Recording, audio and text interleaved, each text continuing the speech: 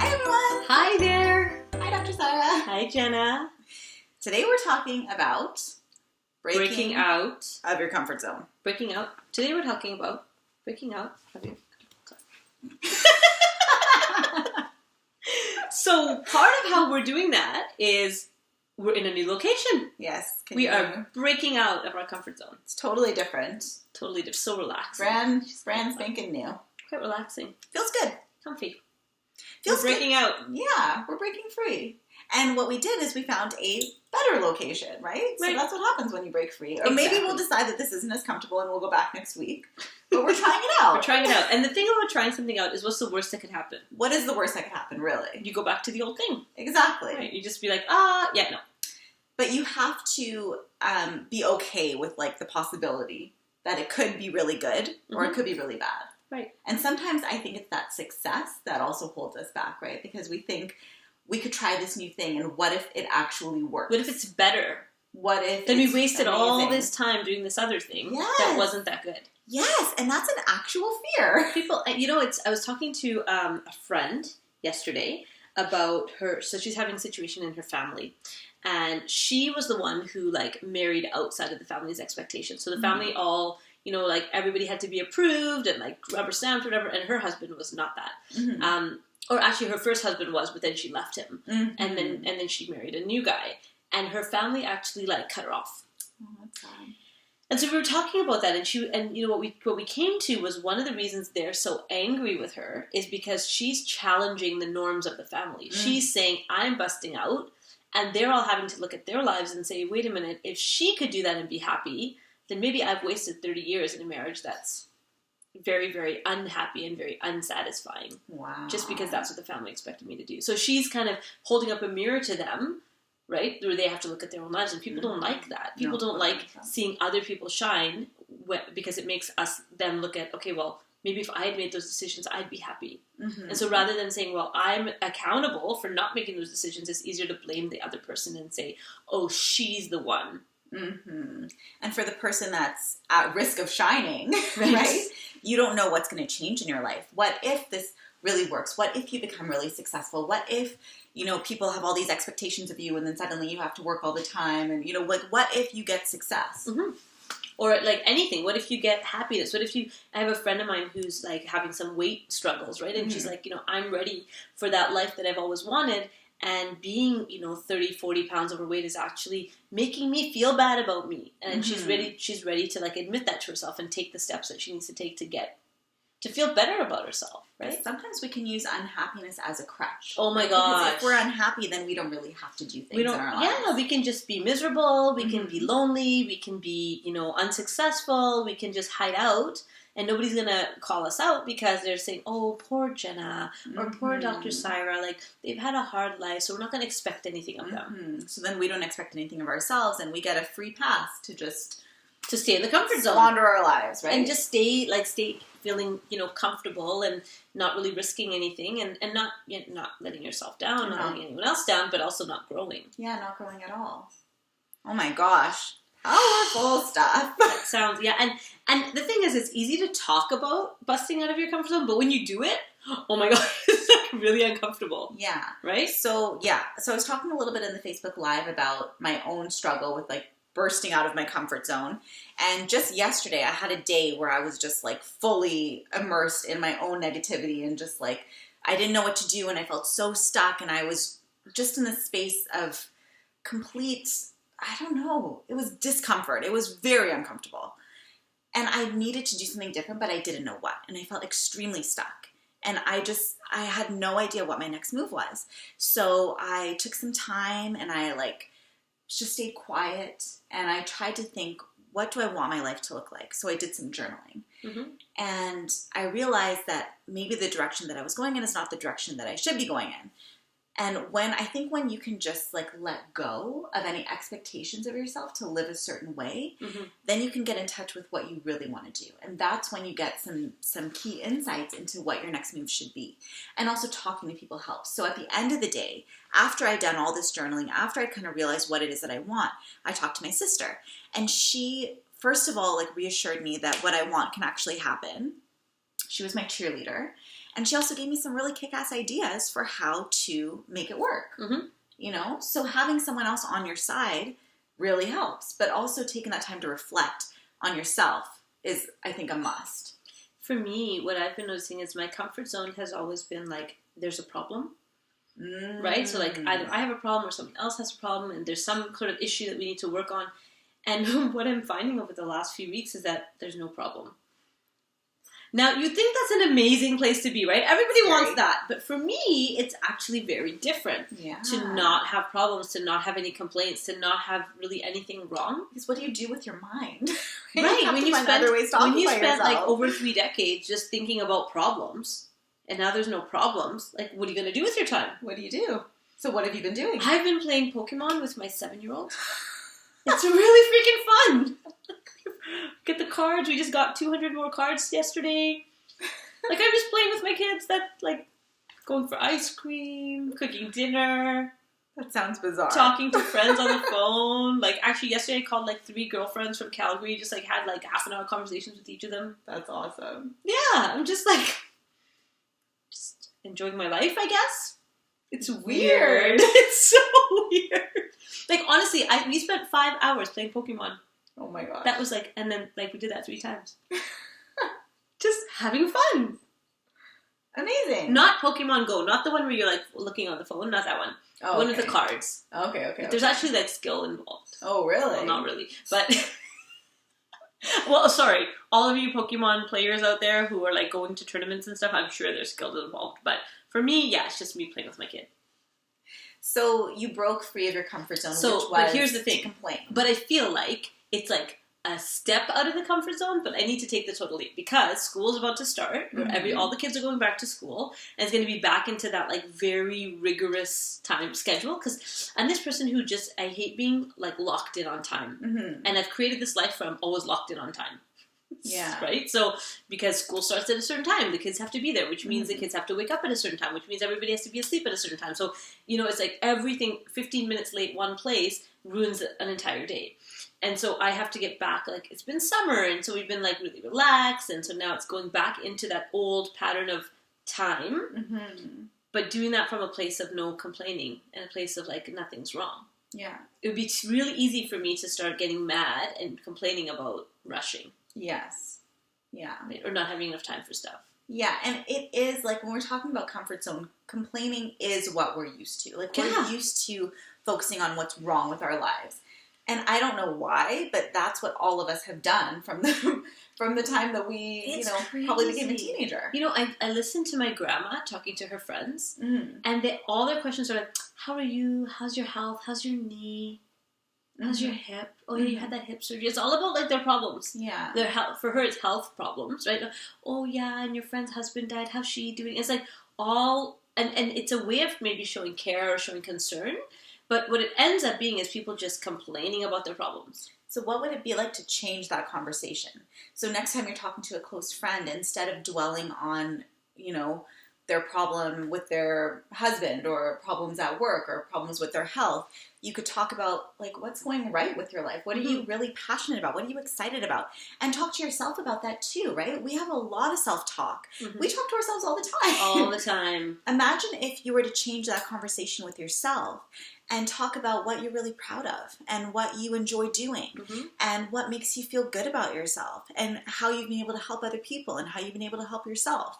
What would your life be like? How would your day be different if you were having those kind of conversations? Right, and asking yourself questions like, rather than, oh, what went wrong today or what could I do better? Rather saying, what was my favorite part of this day? What's the thing I'm most grateful for today? Totally. Right? And I know there's like lots of like self-help books and all of these like personal development gurus that talk about that, but it's different listening to other people talk about that and getting great advice versus actually doing those things in your everyday life, finding time, carving time out of your schedule to spend time to do those things.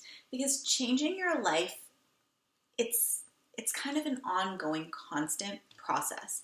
And it doesn't have to feel bad, right? It can actually feel good. But the trick is when you get stuck in that pattern of negativity, when you feel like you're stuck and like you're drowning, that's when it becomes really important to pull yourself out. And one great way to pull yourself out is by trying something new.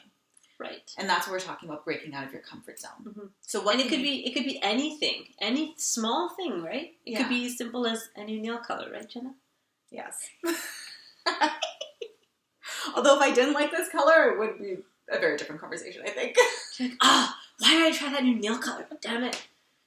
But then you'd be learning to forgive for 2 weeks. Everything is a learning opportunity. Everything is learning. Yes. So break out of your comfort zone today. Right. And you might be the one who's supporting someone else in breaking out of their comfort zone. So, you know, if a friend of yours is going through some sort of big life transition or big change, and it can be difficult to know what to do because, like, for example, I have a friend whose family member just passed away, and it can be difficult to, like, know what to do because now their whole living situation has changed. That person lived in the home and no longer in the home, and so things have changed a lot. And so, you know, sometimes you don't... Oh, that's my dad calling. It's his birthday, and I've been avoiding his call because we've been filming. Hi, Dad. So we're going to sorry, but decline his call right in the middle of our... Hi, Cyrus' dad. So my comfort zone is picking up my dad's call, but I'm going to decline it and call him back after the show. You just witnessed. I know, and he's totally going to watch this and be like, hey, you, how dare you? Hopefully he doesn't call again. Let me put this on mute. If I put it on mute, will they hear us? I don't know. Just leave it. We'll just keep declining. Okay, we'll keep declining your call. Sorry, Abu. I love you. What are some other ways that you've broken out of your comfort zone in your life? For me, I've moved and I've changed jobs a lot. And that every single time I do it, it's like I have to really pump myself up and I have to really prepare myself when I'm going in to say, even if this doesn't work, I'm okay with it. I think the biggest recent one I've had was at a workshop that I was running. So I run these one-day workshops, right? And so it was the morning and things were going okay. Everybody was fine. They were doing their process. And then there's lunch. And at lunch, I was like really anxious and I was uncomfortable and like I just wasn't feeling good. And then we had our team meeting.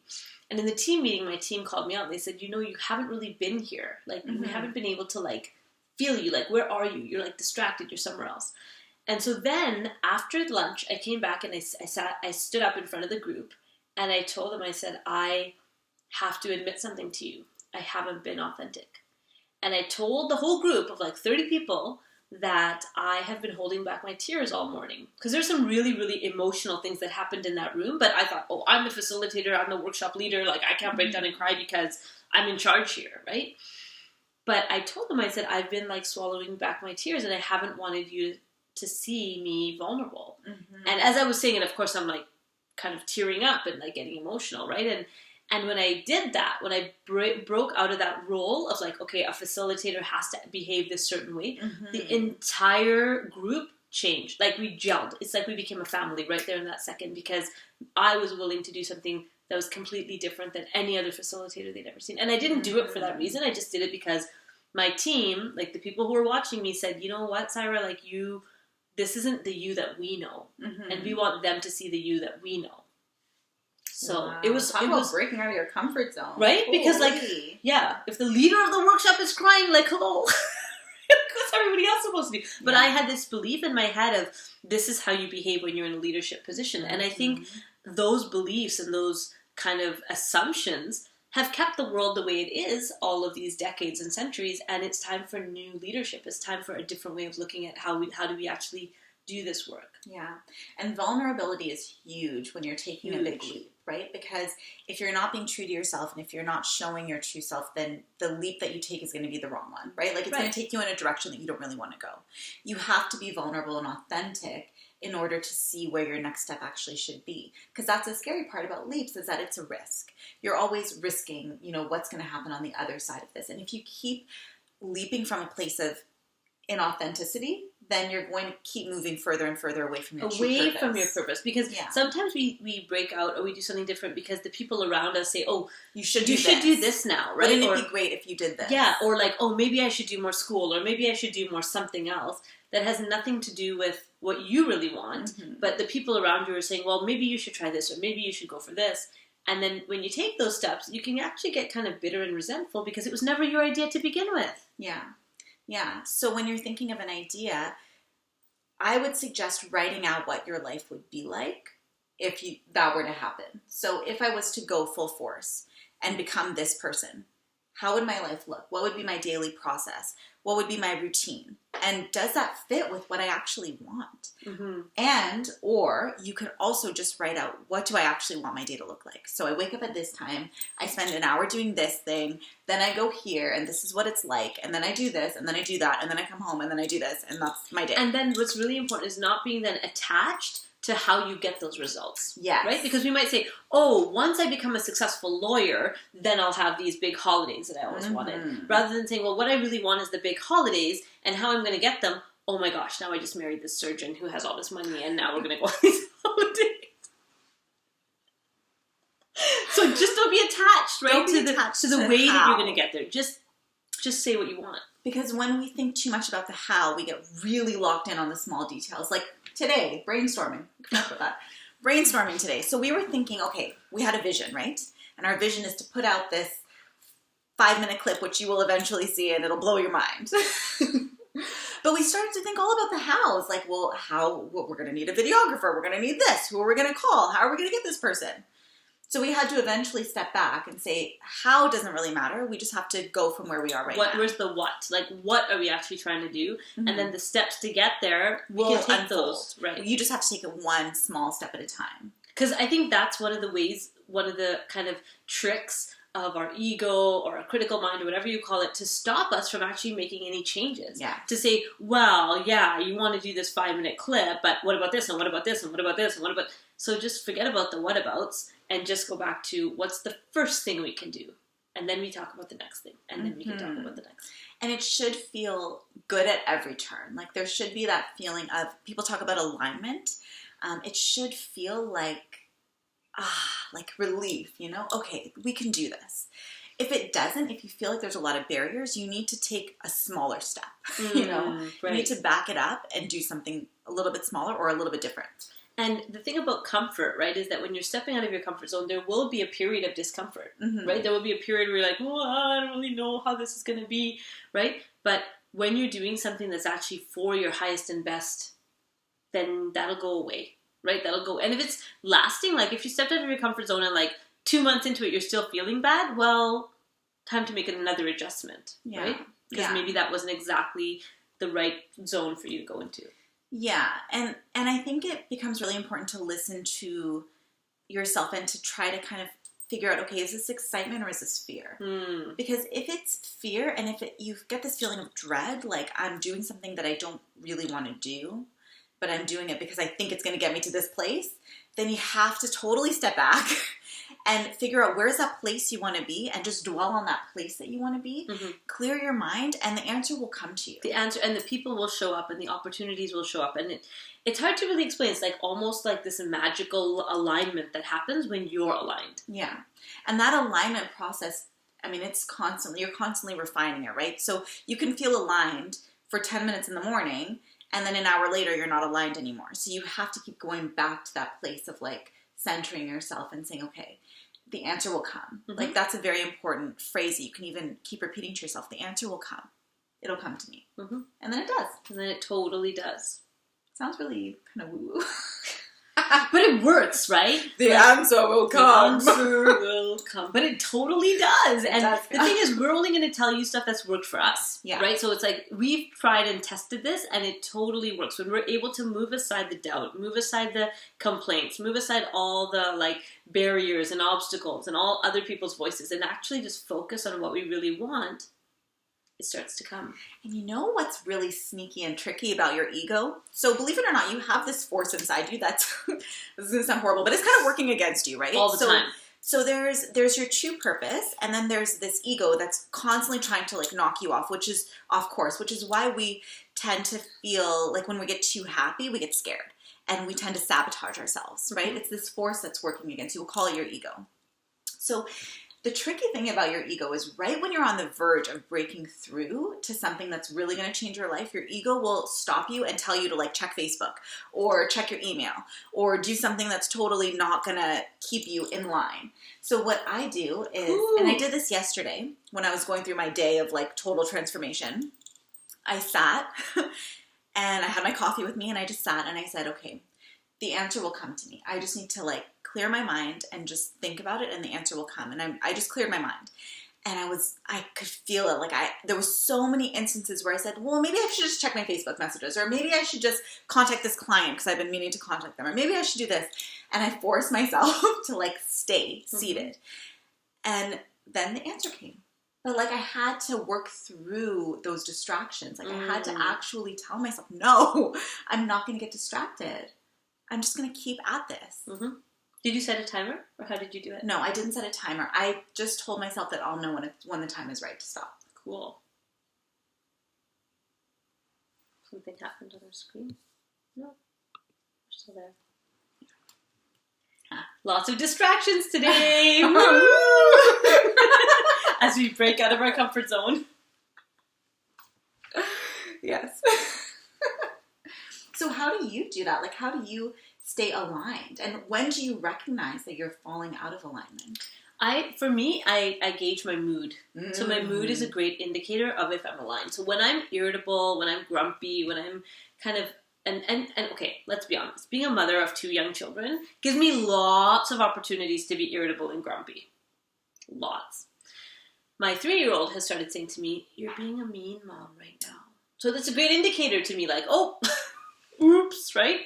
So when I'm feeling grumpy, when I'm feeling irritable, when I'm feeling like anxious and like that kind of feeling, then that's my like cue and my clue to say, okay, Sarah, what are you avoiding? Because usually what I'm avoiding is my next step, whatever that next step is. And it could be some next step as simple as like following up on a lead that I've been like putting off. It could be as simple as doing like an art project that I've been wanting to do that I know will kind of bring that inspiration. It could be something working out. Yeah, well, I've become really good about not avoiding that now. Great. So thank you. Yeah, but like when I'm at the gym and I'm actually in the middle of the moment, like yesterday I was at Zumba and I was dancing and then I saw my time and I guess my watch is like ahead a few minutes because it was like from my calculation there should only be 1 song left. So I'm like, okay, this is the last song and I just killed it. Like I just went so hard and the teacher was like thumbs upping me and I was like dancing. Then there was another song and I was like, what? And then I did that song, but like at a medium pace. And then there was a 3rd song. No. And I was like, fucking did not sign up for this. Like I did the whole hour. For the last 2 songs, I was mad. Because you were expecting it to be over and it wasn't over. Yep. Those expectations. I know. I gave it my all and I'm like, but I used up my tank now, guys. I'm done. But who cares? Like, the fact is I was still dancing. I was still keeping going on. Yeah. Then at the stretch part, I was, like, giving her the stink eye. I'm like, I hate you. We need 2 extra songs. Poor teacher. So you can tell when you're aligned when your mood is... Yeah, when I'm just kind of, like, content and just kind of, I wouldn't say happy, joyful, but just kind of content and just kind of chill. And, like, things don't upset me that easily. Then I know I'm on the right path. Yeah. I can tell I'm aligned when I'm, like, feeling excited. And I love that feeling of, like, you know, okay, I'm happy about what I'm doing. And you don't have to be the mom of 2 kids to have moody grumpiness. And your ego tells you, like, oh, this isn't right. Yeah, I'm moody all the time.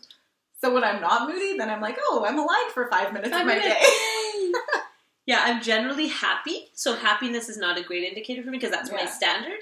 But it's when I'm aligned, I'm just peaceful. Like, I'm calm, and I'm in the flow, and I'm, like, things don't, like, I'm not up and down, I'm just kind of steady. Yeah. That's what helps me. Yeah. So focus on the outcome that you want and not how you're going to get there because you will never know how until it happens. Right. So you can, like, worry and fret and come up with a million different scenarios of what could go wrong, but the truth is, until you're in that moment in time, you will never know how it's going to unfold. No. And things will happen that you could never have predicted in your wildest dreams. And so one of the things that I would suggest you could do is think about the state, like Jenna was saying, think about the state that you want to be in. So whether it's happy, whether it's content, whether it's relaxed, whatever it is for you. And then when you're making choices, you can ask yourself, is this choice going to make me feel more happy, relaxed, content, or less happy, relaxed, content? And then you're starting to craft your life where you're actually creating opportunities to be the way you want to be. And then when you feel that way, you start attracting in things that make you feel more of that. Yeah. Right? When you're feeling grouchy, you will get the guy that cuts you off in traffic. You will get the, constant red lights. You will get all the bad stuff because that's, like, it's what you're noticing. Yeah. When you're feeling good, it won't even bother you. Yeah. Someone cuts you off, you're like, oh, raining, whatever. Oh, the rain is nourishing the grass. That's what, seriously, like on rainy days. It's like in your head. It must be so nice. Oh my gosh. Yeah, it's pretty optimistic in there, except for the devil that comes out and tries to like beat me down every so often. Aww. And I'm like, it's okay. That is also a part of me that I'm going to love. So when you're breaking out of your comfort zone, yes, it will feel a little bit uncomfortable at times because it's your comfort zone for a reason. But if it's leading you to a place of greater satisfaction, then just do it. And screw the outcome. Like whatever happens, if you fail, if you succeed, that's not really up to you. What's up to you is taking the step. Right. And when you take the step, you're going to feel so good that you just did it and that you tried it. Yeah. And then just keep trying. Keep trying. Just one small step every day that's going to get you closer to that feeling that you want. Totally. So if you have someone in your life who is ready to break through and break out of their comfort zone and they need a little bit of a cheerleading section, send this along to them. Yes. Check out our YouTube channel. Yeah. We've got so many episodes and you can like sit there and watch us with your friends. Yeah, and check out our websites, talktosyra.com, jennamarcy.com. We got lots of information on there, and we'd love to hear from you. Yeah, oh, and send us questions or topics that you want us to address in our next video. Yes. And like, subscribe, and share. Have a good one. Bye. See you next week.